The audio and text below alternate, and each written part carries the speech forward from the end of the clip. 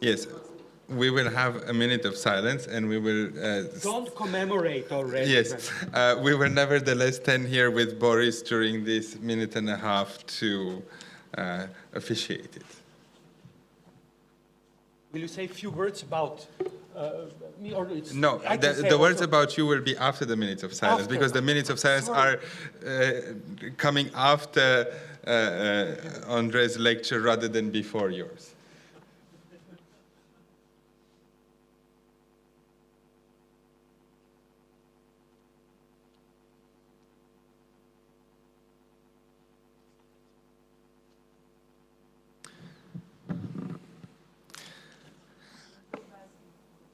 Yes, thank you, Andre, for your fantastic opening of this conference. It gives me great pleasure to welcome Boris Buden as our next speaker, whose talk is under the very provocative and sensual title of Dance Me to the End of History. Boris Buden is a writer and cultural critic based in Berlin. He's one of the brightest figures that came from Eastern Europe in the past decades, and more for biographical data. He received his PhD in cultural theory from the Humboldt University in Berlin. In the 1990s, he was editor of the magazine Argzin in Zagreb. He teaches cultural theory at the Faculty of Art and Design, Bauhaus University in Weimar. And Buden is co-editor and author of several books, among which I would mention Der Schacht von Babel in Berlin, published in Berlin in 2004, and Zone des Übergangs, Zone of Transition on the End of Post-Communism in Frankfurt am Main in 2009. And without further ado, Boris. Thank you, Cosmin. Can I give you, or? Yes. Yes. Since I'm supposed to stay within half of an hour, very shortly, thank you for the for the invitation, and I'll skip this formal part of my talk, of my presentation, and go directly to what is expected of me today. What is expected is to give you some idea about the general context of what is here called new performance turn. And if you have read the annunciation of this conference for the first day, we are supposed to talk about political and economic conditions of this turn. At the same time, the organizers argue that the introduction of these new practices of performance in art are somehow caught between two positions. One position is an attempt, and Andre mentioned it, to resist the overwhelming commodification and commercialization of the so-called object-based art. This is one position. Another position is actually the fact that these new practices are at the same time the very product of what is called here immaterial experience production, experience economy, where I quote from the abstract, where memory itself is a prime commodity. And I'll try to show or to explain why memory has become the prime commodity of this experience, immaterial experience economy. But first, I'm not going to focus on what is called economic and political conditions of this turn, but rather focus on something I would call cultural conditions of performance turn. There is a good reason for this shift. At stake is, first of all, the culturalization of the political. Not only are political conflicts today always translated into cultural conflicts. Also in the self-presentation of the parties involved in these conflicts, you will always find the cultural cause. Even this very cause of the conflicts today is explained culturally. And you see it even today. The whole crisis about Ukraine and Crimea. It is always said again and again that it is about the West against some sort of the rest. What is even interesting, this is not only how we explain contemporary, actual conflicts. Even in one of the BBC's editorial commentaries on Crimea crisis a few days ago, they were talking, the author wrote about this continuation of Soviet expansionist politics from the time of Soviet Union, for instance, 60s, 68, occupation of Czechoslovakia, 68, saying, and this is interesting, saying that 68, the people of Czechoslovakia choose West against communism or East. This is interesting, how this culturalization, cultural logic, retroactively explains all political conflicts, in which, of course, the West, as a cultural concept, is completely taken out of history. There is no historical logic within what we call West. So at that time, you know, the people of Czechoslovakia, 68, they didn't choose like socialism with a human face or Western type of social welfare state, of industrial capitalism at that time. They simply choose West, or as though there has no been any historical development in the West, meaning this transformation from the old west of the old industrial modernity to the West of what is West today, neoliberal, privatized economy of a cognitive capitalism, of post-Fordist modes of production. So the culturalization of the political cannot be avoided. We are always in the way how we, the paradigms of interpretations, our practices of presentation and orientation all together take culture as the ultimate, the first and the last ground of all sorts of social, of economic, of political, of historical, ecological, ethnical, even individual relations. Relations which all are ontologically subordinated and conceptually subsumed under the concept of culture. If you like, we can use the words of Frederick Jameson and say, well, in the time where what reigns is the cultural logic of late capitalism, all conditions, political or economic, are in fact cultural conditions. So I'm talking about cultural conditions of this turn in performance, in art. This applies especially for the notion of the immaterial experience economy mentioned in the abstract for the conference, of which, as it is stated there, the new practices of performance are products themselves. The subtitle of the book on the experience economy, written by Joseph Pine and James Gilmer, published some 15 years ago, the subtitle is "Work is Theater and Every Business a Stage." The authors argue that we have entered a new economic era in which producers, in order to stay competitive, must add a new cultural value to their products. Concretely, they must, I quote from one advertisement for the book, they must stage experiences to leave a memorable and lucrative impression.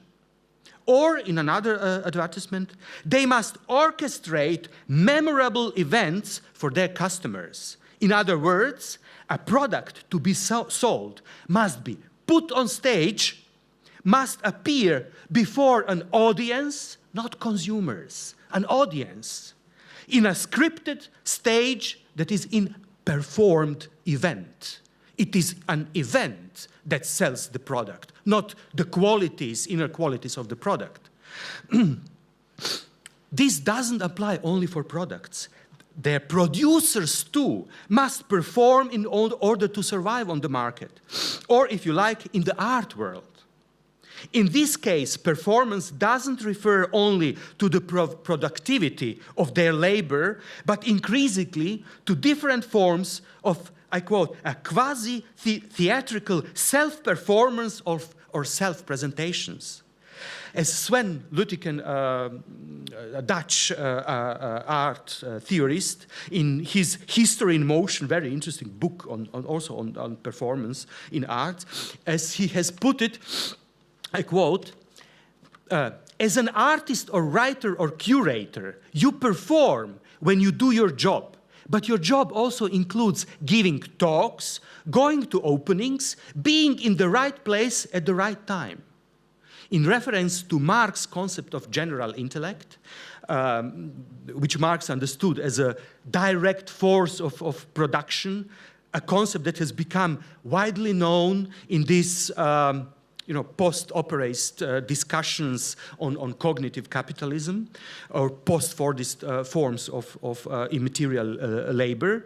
He, Luttiken, coined the term general performance, understanding it as the very base of new labor that shapes not only the economy, but only what we are talking about now, about art. It is crucial to understand that the forms of performance that emerged in the artistic practices during the 60s, this is what Andrei also mentioned today, were themselves a moment in the development of this contemporary form of labor. Luttiken takes example of John Cage. And they were, so the moment in this development, and at the same time, moment of dissolution of an allegedly homogeneous space or field of art, of exclusively aesthetic framework of art. This is why Luttiken calls them generic and potentially general. The emergence of performance in the artistic practices at that time disclosed the genuine heterogeneity of these practices.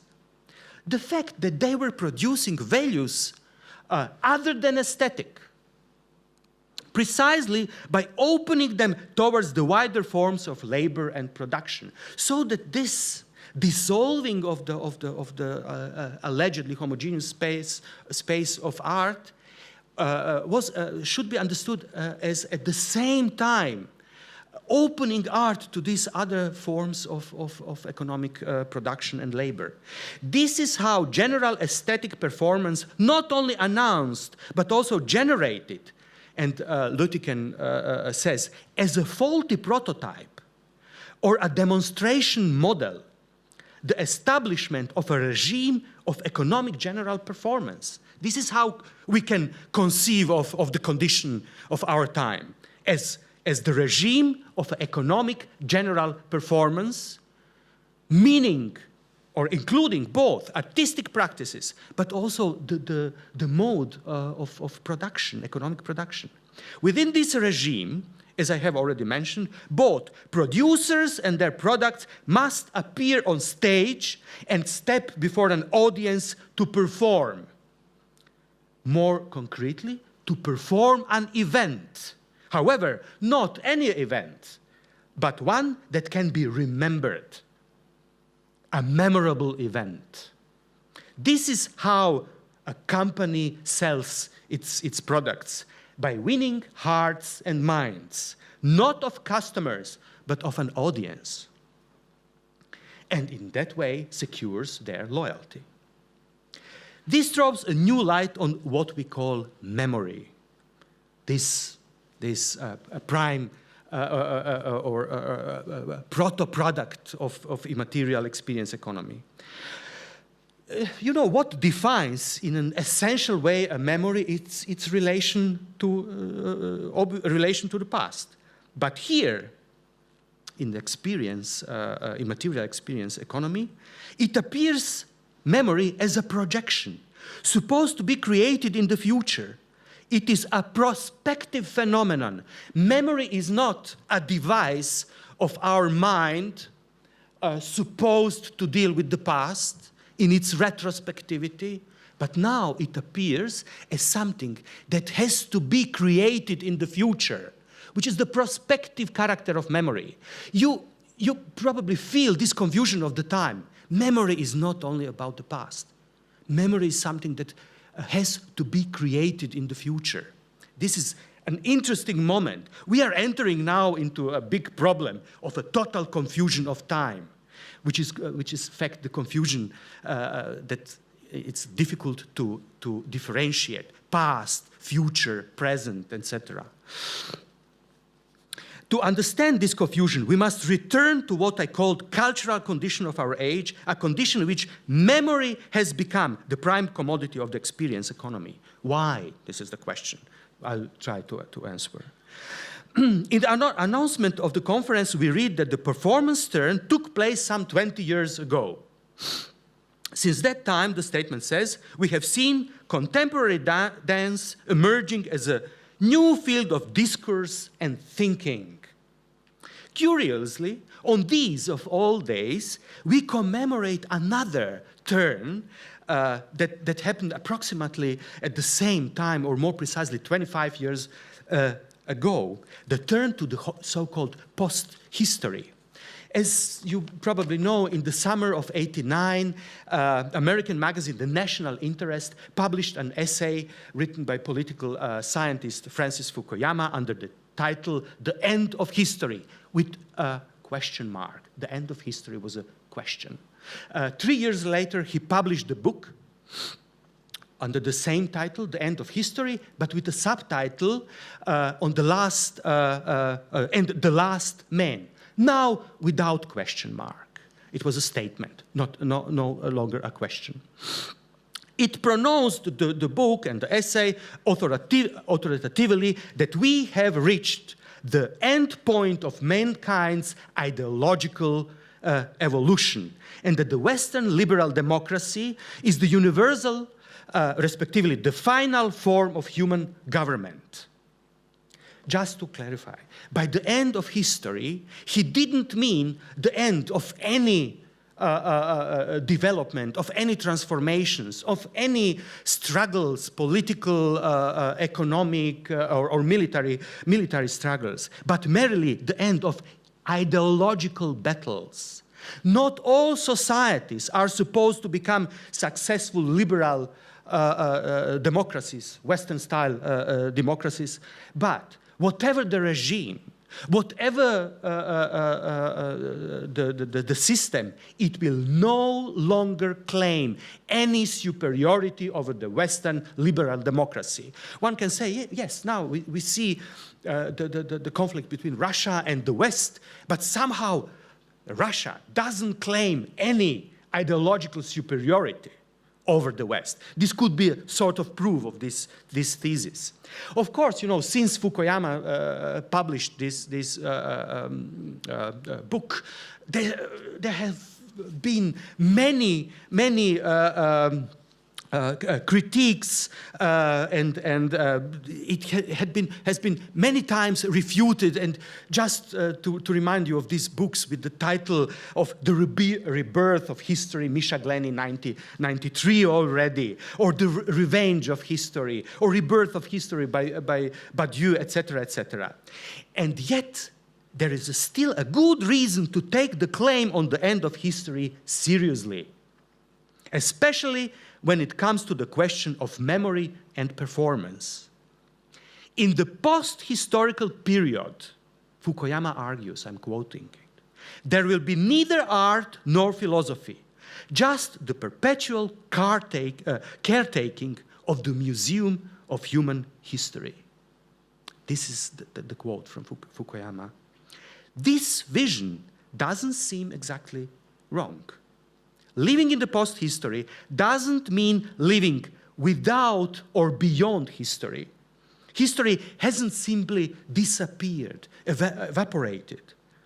It has only changed the mode of its existence and the place, the location of its existence. It no longer provides the stage for the events, neither the scripts according to which its heroes performed on the stage of history.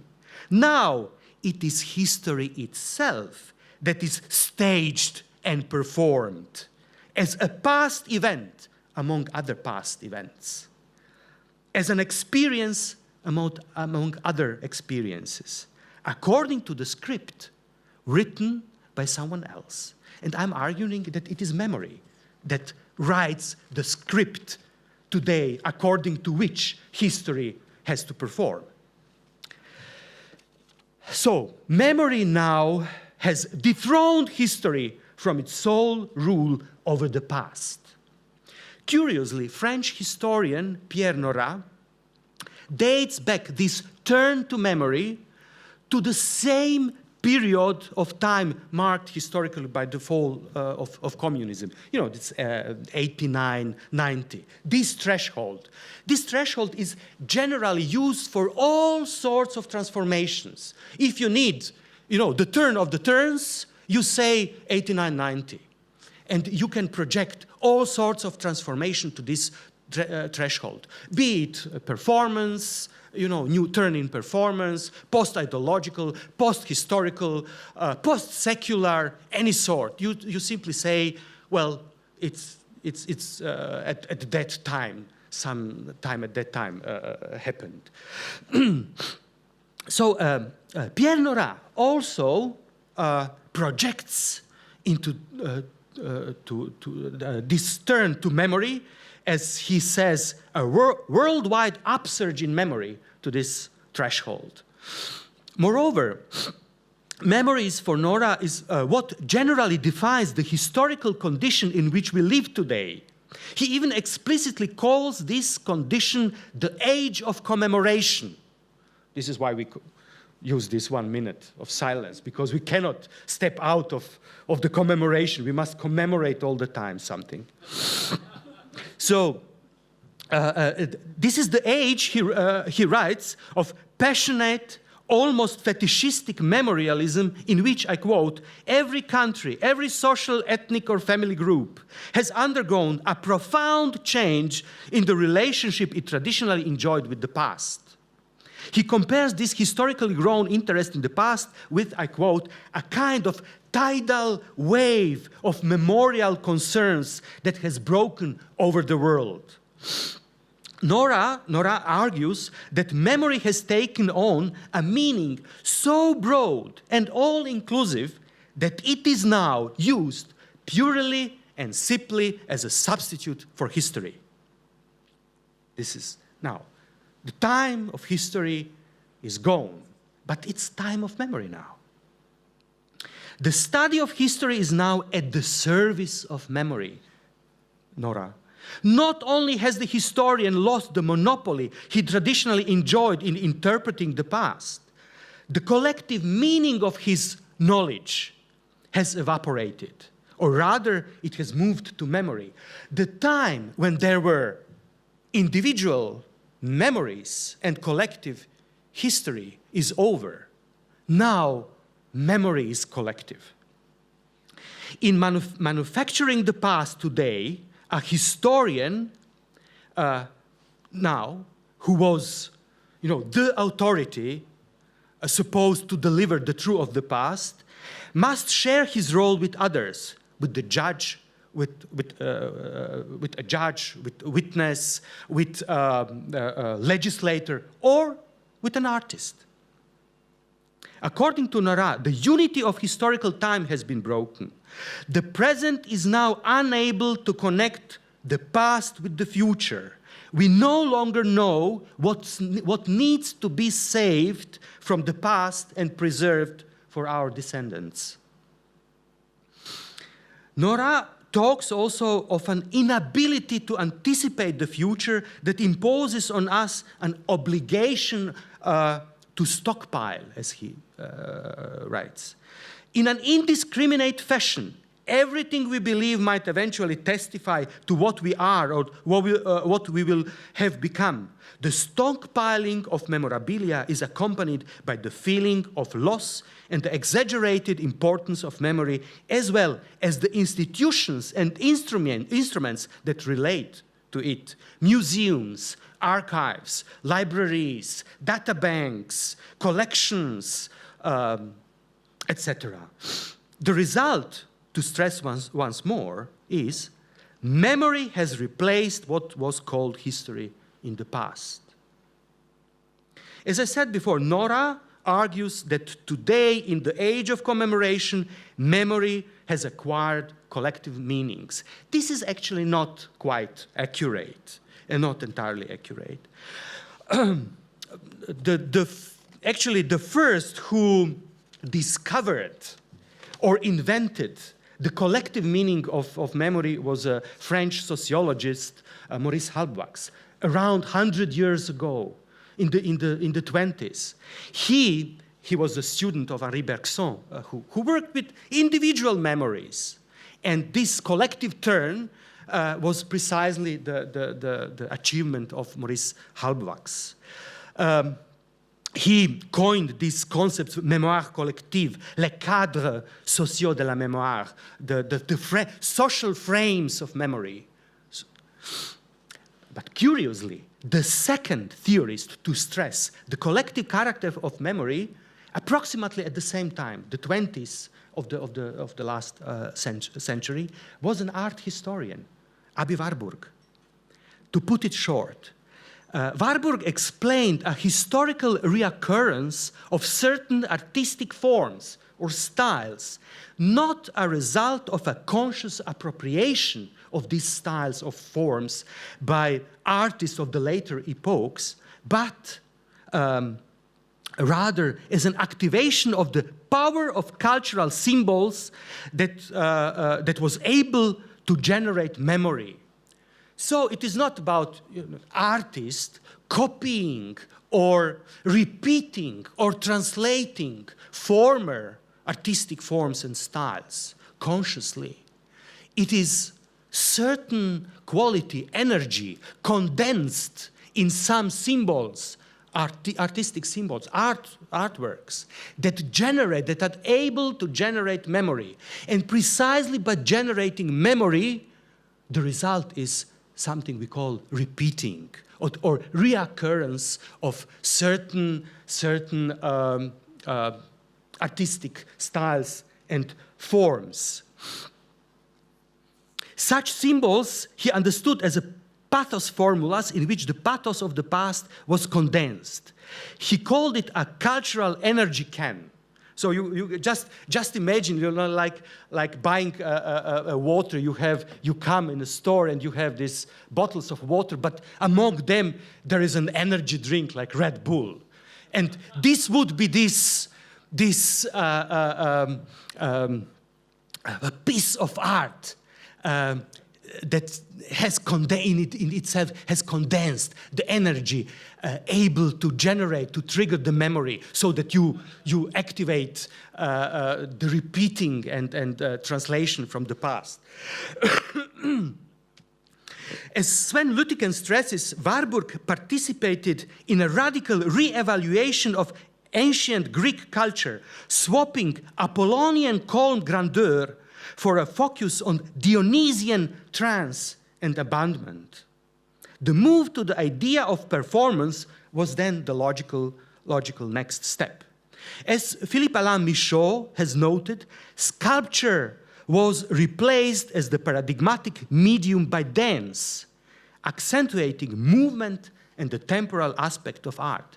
Aby Warburg went to the States and worked with Pueblo Indians and studied dance as being this this form of art able to condense symbolic energy and to trigger and re-trigger constantly the memory. I won't go further in explicating this move within the concept of art history towards the idea of performance. What is important for me here is the connection between collective memory, art, and performance.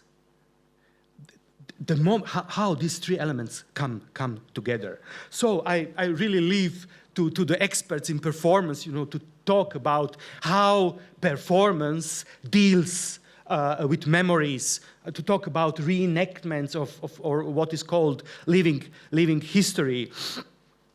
But I'm coming back now to the very title of my presentation. The title of my paper is "Dance Me to the End of History." I hope most of you recognize in this title a paraphrasis of the famous love song by Leonard Cohen, "Dance Me to the End of Love." But this love song, as some of you probably know, was actually inspired by an actual, a real particular historical event, by Holocaust. Concretely, by the fact that in some Nazi camps, death camps, inmates, musicians were pressed to perform besides crematoria. Or to quote Leonard Cohen, they were pressed into performance while this horror was going on. So there is also this compulsive moment in performance. That performance can be the moment of the terror that's just, next to the most, to the worst horror we can imagine from our history. But my point is another one. In the age of post-history now, it is memory and no longer history that takes the responsibility of the meaning of such events like Holocaust. Memory has become its proper caretaker. It takes care of and preserves this past event, the meaning of this past event, however, with a similar normative purpose as history once did. During its reign, history legitimated its control over the meaning of such, control over the past, of the truth of the past.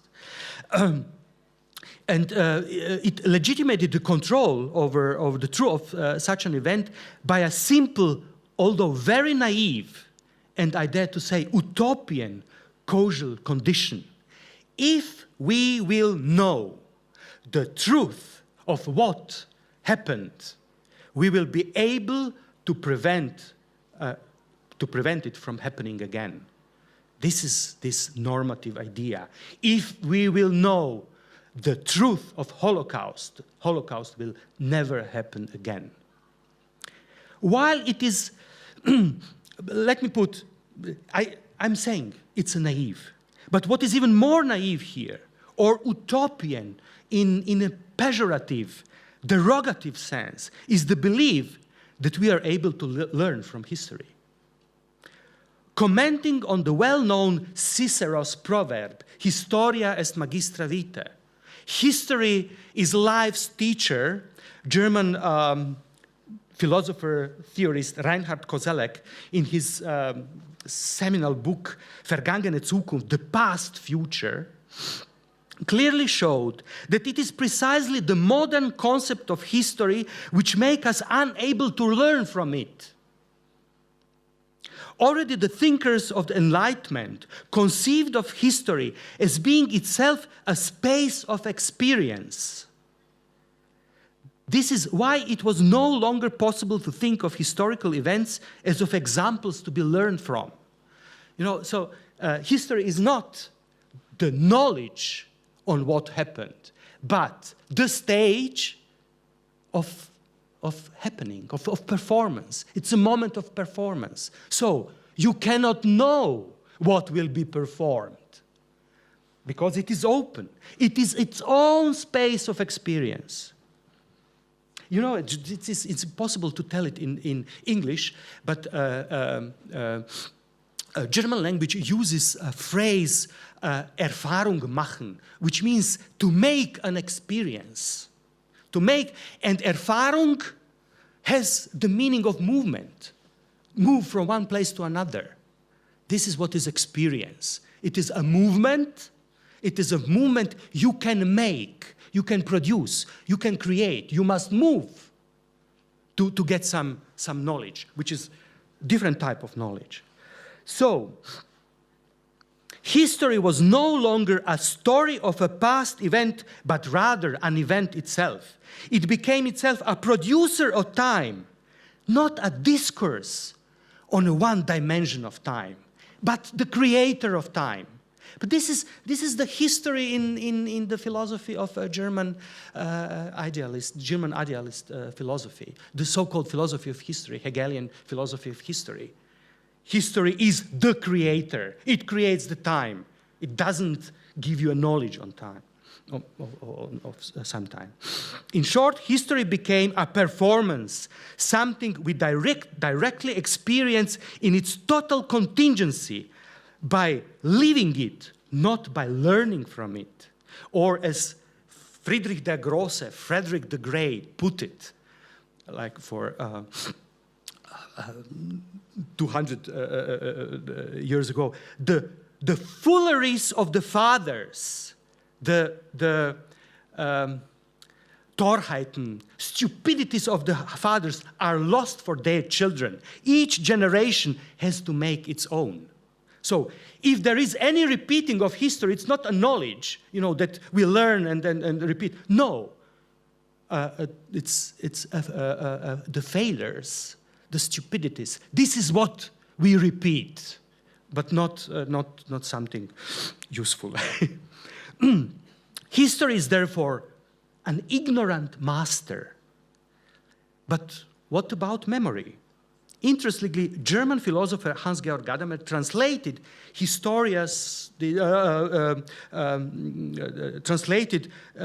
Historia in this Cicero's proverb, Historia est magistra vitae, as das Gedächtnis des Lebens, the memory of life. He translated Greek, Latin word historia as memory.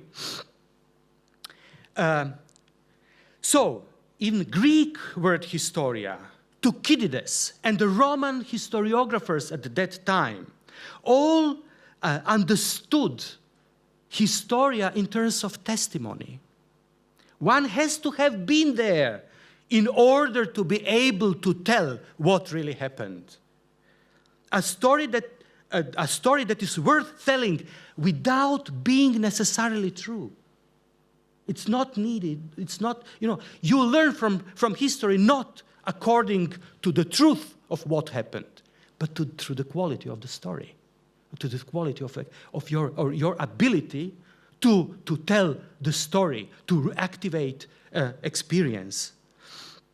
Only a personally experienced history, our own or someone else's, makes history a teacher of our life. This is my rhetorical question, isn't today's memory, for which history itself is a past to be remembered? For a memory, history is an object of memorizing, of commemorations. So, isn't today's memory today an expression of a longing for the lost experience of history from which one was once able to learn? Is this the reason why it has reached out to art and performance, to reenactments and body movements, to teach without possessing, sharing, or transmitting any knowledge, to be the cause of the knowledge, not its owner? Art doesn't produce any knowledge of the past, but it could probably make the past a teacher of life, a magistra vitae. Or is this just another illusion of the post-history, which, as it is well known, is also proud of its post-ideological character? Post-history and post-ideology. You know, we are supposed not only to live in a post-history, but also in a post-ideological age. Has memory really nothing to do with ideology? From Louis Althusser, we have learned that one doesn't become affected by an ideology through simply accepting a certain set of ideas in, yes, 1 minute, 2. By accepting some certain idea. What makes us think and act ideologically, it is not some cognitive turn. Rather, it is a sort of performance, a turn, a movement of body. For sure, you remember Althusser's famous example of an act of ideological interpellation. On the street, a police officer shouts at a person, "Hey, you there!" By mere response to this exclamation, by turning around for 180 degrees, a person becomes a subject within a given ideological frame, consisting at that time, Althusser's time, of state ideological apparatuses. That is, it becomes a subject in the world of nations, societies, states, masses, in the world shaped by history. Can we now imagine being addressed in a similar way in the world of post-history in which, to quote Fukuyama again, thinking and making art has been replaced by perpetual caretaking of the Museum of Human History? It is now one of these caretakers, a human embodiment of memory, who shouts at us, "Hey, you there!" By simply turning around, we too become subjects, no longer of a nation, or society, or state, but in the Museum of History. We become subjects supposed not to create future, but to take care of the past. Thank you, and sorry for it.